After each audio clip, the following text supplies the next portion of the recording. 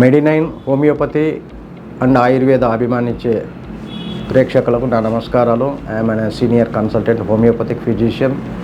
ఈరోజు మనము allergic rhinitis అనే టాపిక్ గురించి తెలుసుకుందాం. ఇది సీజనల్గా వచ్చే వ్యాధి. Seasonal type is called hay fever అని కూడా అంటారు. Is a type of inflammation in the nose. ముక్కులో వాపు ఉంటుంది. That occurs when immune system overreacts to allergens in the air.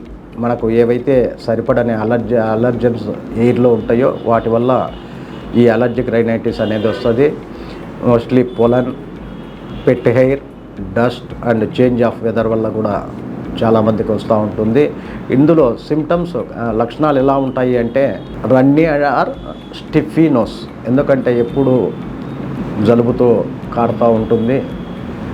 Sneezing, తుమ్ములు వస్తూ ఉంటాయి. Red and itchy, watery eyes అంటే కళ్ళ నుంచి నీరు కారడం. Some peoples may develop the symptoms during specific times of the year. అంటే కొద్దిమందికి ఆ సీజన్లో మాత్రమే వస్తుంది. ఎవరీ ఇయర్లో ఆ సీజన్ వచ్చేసరికి వస్తుంది. వాళ్ళకు కంటిన్యూగా ఉండదు. Often at a result of exposure to pollen. ఎవరైతే సరిపడని దానికి ఎక్స్పోజ్ అవుతారో ఆ విధంగా సీజనల్లో కూడా వస్తుంది.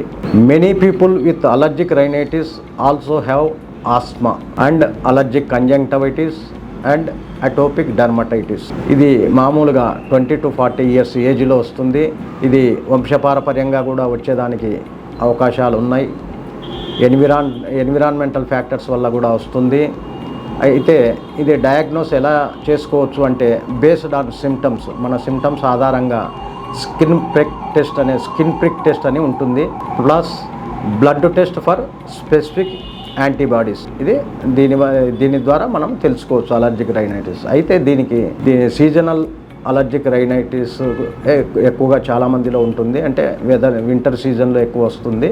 వెదర్ చేంజ్ వల్ల కొద్దిమందికి చాలామందికి కూడా వస్తుంది.